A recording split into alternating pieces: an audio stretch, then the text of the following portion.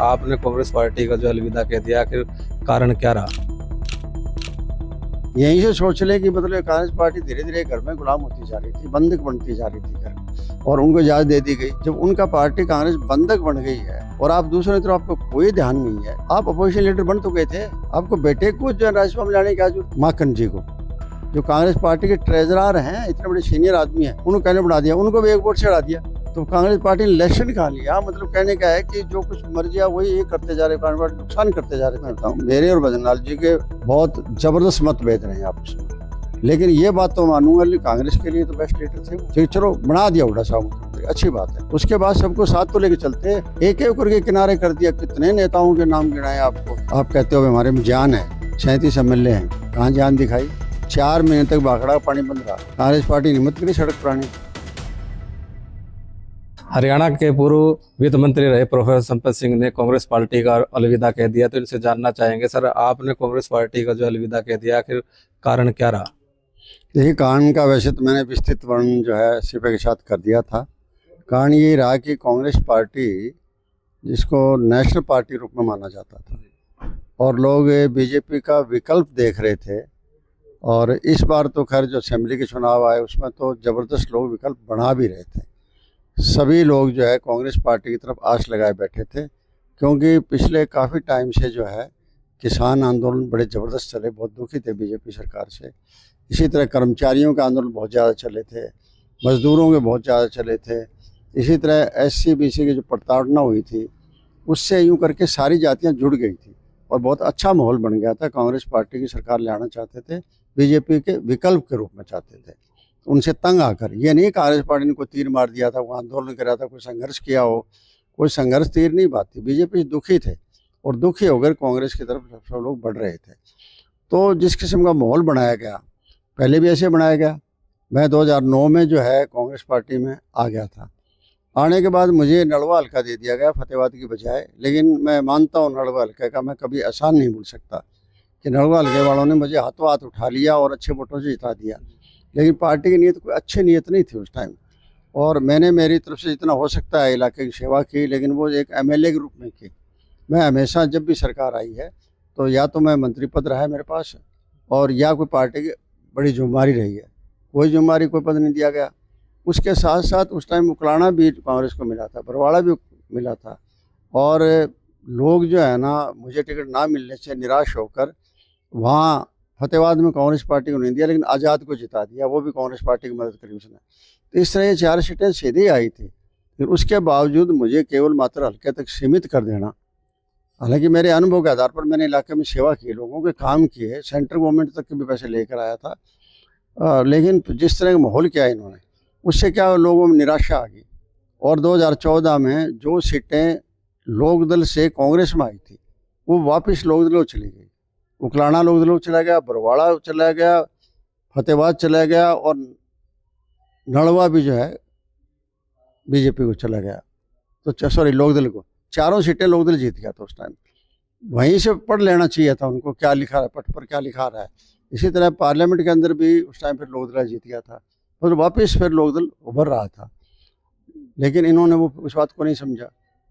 तो इसके बाद 2016 में चुनाव आ गए राज्यसभा के। राज्यसभा के चुनाव के अंदर 15 तो लोग थे, MLA थे कांग्रेस के, और 22 MLA थे लोकदल के। और मिस्टर आनंद जो वकील थे, वो सोनिया गांधी जी से आशीर्वाद लेकर आए थे। तो यहाँ 37 वोट बन गए। 37 वोट में आराम से जीतना था, लेकिन हमारे नेता चौधरी हुड्डा साहब ने फिर क्या किया, हाईकमान से मंजूरी ले ली कि मुझे तटस्थ रहने दो, मैं वोट नहीं डाल पाऊंगा, और मंजूरी मिल गई। यहीं से सोच ले कि मतलब कांग्रेस पार्टी धीरे धीरे घर में गुलाम होती जा रही थी, बंधक बनती जा रही थी घर में, और उनको इजाज़त दे दी गई। और फिर उन्होंने क्या किया कि इन्हीं का अपना आदमी था एक MLA, आज़ाद MLA, जब वो वोट डालने गया तो उससे पहले पेन की बात कर ली कि पेन बदल देना, तो पेन बदल दिया, और वो 12-13 वोट बाद में जो कांग्रेस वालों को डाले गए थे वो सारे वोट कैंसिल हो गए। तो स्वाभाविक है आनंद जी हार गए और हमारे यहाँ गोयनका जी बन गए। फिर भी पार्टी को कोई चीज़ नज़र नहीं आई, मतलब उस घर का फिर भी पार्टी जनबंधक बनी रही। उसके बाद जब 2019 के पार्लियामेंट असेंबली के चुनाव आए, उस टाइम भी कोई ध्यान नहीं दिया। मेरी अकेले टिकट काटने की बात नहीं है, उस पार्लियामेंट के चुनाव में, उससे पहले पार्लियामेंट के चुनाव थे, 10 के 10 लोकसभा कांग्रेस पार्टी हार गई थी। हारने के बाद कांग्रेस पार्टी को सोचना चाहिए था कि राज्यसभा की आगे सीट आ रही है, तो राज्यसभा की सीट जब खाली हुई, 2020 में चुनाव हुए, उस टाइम किसी बीसी को, ओबीसी को, किसी और जाति को दे देते, ब्राह्मण को देते, बनियों को देते, पंजाबी को देते, ठाकुर को देते, किसी और जाति को दे देते ना आप। देने के बजाय अपने घर में ही ले लिया आपने वापस। वो फिर इसका मतलब फिर कांग्रेस पार्टी बंधक बन गई। जब उनका पार्टी कांग्रेस बंधक बन गई है और आप दूसरी तरफ आपको कोई ध्यान नहीं है, आप अपोजिशन लीडर बन तो गए थे, आपको बेटे को जो राज्यसभा में लाने की क्या जरूरत थी। मैं कह रहा हूँ, जब राहुल गांधी जी बार बार जोर दे कहते हैं बीसी, ओबीसी, एससी, बीसी बात करते हैं, लेकिन वो बात दिखाई तो नहीं। जब राज्यसभा चुनाव आया, आपका 100% आपका कैंडिडेट जीतता, और वहाँ उस टाइम पर जीता भी बाद में, उसको दे दी, अपने बेटे को दे दी। तो फिर इसका मतलब तो आपने कांग्रेस पार्टी को आप घर में ला रहे थे। जाति भी एक छोड़नी है कि ओबीसी बीसी को ला रहे या और जातियों को ला रहे थे या किसान को ला रहे थे। अगर मान लो किसान कम्युनिटी से लाना था तो कोई और लीडर ले आते और को राज्यसभा में भेज देते ताकि किसी और एरिया का आ जाता कोई, लेकिन ना, उस टाइम आरिज कुमारी शैलजा जी भी थी, उनको दे देते ना किसी और को देना किसी को, और वो ही घर में अपना लेके आ जाना, तो पार्टी कमज़ोर तो हुई होगी। और मेरी टिकट भी काट दी थी, कोई बात नहीं, मेरी टिकट काट दी, जीता हुए दे देते, लेकिन बीजेपी हो गई मेरी वाली जगह। फिर बाद में जो है ना, चुनाव फिर आगे 22 में राज्यसभा के चुनाव आगे। राज्यसभा के चुनाव के अंदर 100% हमारा राज्यसभा में बनना था कांग्रेस का, लेकिन जो है कांग्रेस पार्टी के दिमाग में तब भी यही थी, भय था कि रणदीप सुरजेवाला जी को बना दिया गया तो ये वोट नहीं देंगे, इसलिए रणदीप को भेजा राजस्थान के अंदर। देखिए कांग्रेस पार्टी का खेल। और यहाँ जो है ना, किसी और को कैंडिडेट बनाया गया, चलो बना दिया, किसको बनाया गया, माखन जी को, जो कांग्रेस पार्टी के ट्रेजरर हैं, इतने बड़े सीनियर आदमी हैं, उनको कैंडिडेट बना दिया, उनको भी एक वोट चढ़ा दिया। तो कांग्रेस पार्टी ने इलेक्शन खा लिया। मतलब कहने का है कि जो कुछ मर्जी है वही ये करते जा रहे, कांग्रेस पार्टी नुकसान करते जा रहे थे, और उन्होंने नुकसान फिर 2024 में कर दिया। फिर बाद में पहले तो 2024 के अंदर पार्लियामेंट के चुनाव आए। पार्लियामेंट के चुनाव के अंदर अब देखिए श्रुति चौधरी थी। अब श्रुति चौधरी पहले एमपी बनी हुई है, एक बार हार गई तो कोई बात नहीं थी, और जब कांग्रेस की हवा थी, एक जातीय समीकरण सारा बढ़िया बना हुआ था, तो उसको टिकट देने के बजाय और किसी को दे दी, उसकी टिकट काट दी, और उसके काट दी तो यहाँ से अहिर को दे दी टिकट, ताकि गुड़गांव से अहिर को ना दे, कैप्टन अजय सिंह की काट दी। इसी तरीके से फरीदाबाद में महेंद्र पाल जी थे, हमारे बड़े अच्छे साथी रहे हैं, मेरे तो पहली बार 1982 में वही बने थे, मैं भी एमएलए बना था, लेकिन वो दो बार हो गए चुनाव के, वो अपने चुनाव छोड़ चुके हैं, अपने बेटे को चुनाव लड़ा रहे हैं, उनको धक्के से चुनाव लड़ाया गया। अब धक्के से लड़ाओगे तो वोट फिर कैसे आपके पास आएंगे। तीनों सीटें खो दी है, तीनों की तीनों। और इसके बाद जो है ना, असेंबली का चुनाव आया, तो उससे पहले जब ये बीजेपी में शामिल हो गए थे किरण चौधरी जी परिवार, तो कहने लगे कि क्या फ़र्क पड़ता है इनके जाने से। फ़र्क इतना पड़ा कि 6 सीटें हैं भिवानी और दादरी में, 6 में से 5 बीजेपी को दिला दी किरण चौधरी ने। इसी तरीके से आगे पड़ा फ़र्क। सारा आपका दक्षिण का हिस्सा था, सारा के सारा आपका हाथों से चला गया, क्योंकि आपने ध्यान नहीं दिया। पहले निकले थे, जो भजनलाल जी निकल गए, कोई परवाह नहीं है, कुलदीप निकल गया, कोई परवाह नहीं है। आपने भजनलाल जी का जिक्र किया। भजनलाल जी के टाइम में आपने बताया कि जब तक भजनलाल जी थे तो कांग्रेस का ग्राफ ऊंचा था, उसके बाद में है भजनलाल जी के जाने के बाद में कांग्रेस का ग्राफ नीचा। देखिए मैं बताऊं, मेरे और भजनलाल जी के बहुत जबरदस्त मतभेद रहे हैं आपस में, लेकिन ये बात तो मानूंगा कि कांग्रेस के लिए तो बेस्ट लीडर थे वो, सारी जातियों को लेकर चलते थे, साथ चलते थे घर को। इसी वजह से वो 67 सीट आई थी। ठीक, चलो बना दिया हुड्डा साहब मुख्यमंत्री, अच्छी बात है। उसके बाद सबको साथ तो लेके चलते, एक एक करके किनारे कर दिया। कितने नेताओं के नाम गिनाए आपको, चाहे आपका ये राव इंद्र सिंह के बेटे राव इंद्रजीत जी हैं, वो गए, चौबंशीलाल का परिवार गया, भजनलाल जी का परिवार चला गया। इसी तरीके से जो है ना, आगे आप देखेंगे तो कैप्टन अजय सिंह ने राज कर दिया, किनारा छोड़ कर रखा है। कुलदीप सिंह शर्मा जी है, कुलदीप जी, उनको किनारा कर रखा है। अवतार सिंह बढ़ाना चले गए थे। इसी तरीके से डॉक्टर अरविंद शर्मा जी थे, ये चले गए। आप सारे बीजेपी में नेता हैं, ये काफ़ी लोग नेता बने हुए हैं, एमपी हैं या मिनिस्टर हैं या एमएलए हैं वहाँ। तो मेरा कहने का मतलब सारे के सारे किनारे कर दिए थे, सारे के सारे लोगों को कमज़ोर तो किया है। हाँ, इसमें कोई दो राय नहीं। जब तक भजनलाल थे कांग्रेस मजबूत थी। हाँ, ठीक है, मेरे बात वैसे खूब लड़ाई लड़ा, मैं अपोजिशन लीडर था, लड़ाई लड़ते थे, मेरे पर तो छप्पा भी गिरा था, रेड भी डाले थे घर के ऊपर, वो अलग बात है, लेकिन सच्चाई तो सच्चाई है।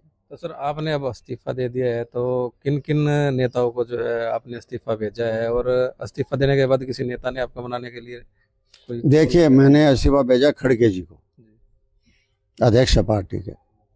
मैंने राहुल जी को भेजा है, अपोजिशन लीडर हैं लोकसभा में कांग्रेस के। और मैंने भेजा है वेणुगोपाल जी को, जनरल सेक्रेटरी ऑर्गेनाइजेशन के। और मैंने इसी तरह से हमारे जनरल सेक्रेटरी इंचार्ज हैं वी.के. हरिप्रसाद, उनको भेजा है। और राव नरेंद्र जी जो हमारे स्टेट के प्रेसिडेंट है, इनको भेजा है। जहाँ तक टेलीफोन आने की बात है, मैं ये बातें सार्वजनिक नहीं कर सकता। 2-3 नेताओं मेरे पास आए भी हैं, उन्होंने कहा है कि ठीक है जी, आपके साथ जाती हुई, लेकिन आपके साथ नहीं, जनता के साथ जाती हुई है। ये बातें तो आप सारी ठीक कह रहे थे, लेकिन फिर भी अगर संभव हो सकते तो मैंने कहा जी अब संभव नहीं हो सकता।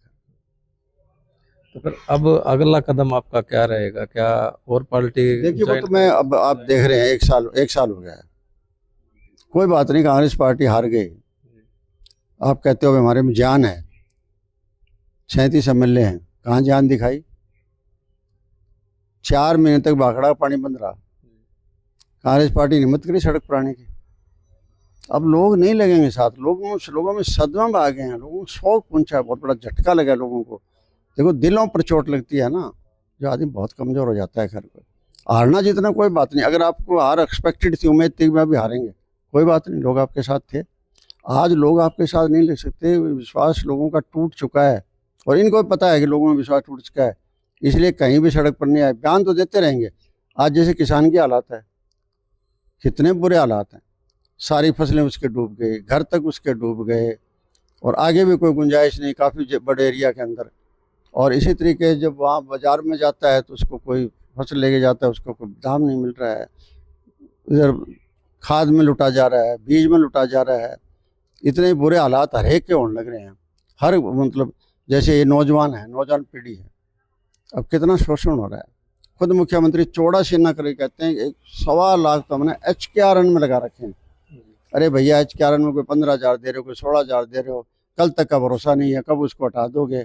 इसका मतलब है कि आप 3 किस्म की जातियां बांट दी आपने मुलाजिमों में, पक्के, रेगुलर, दूसरा एक्सटेंशन, और तीसरा HKRN, चौथा कोई और कैटेगरी बांट देंगे। मतलब एक शोषण हो रहा है, मतलब।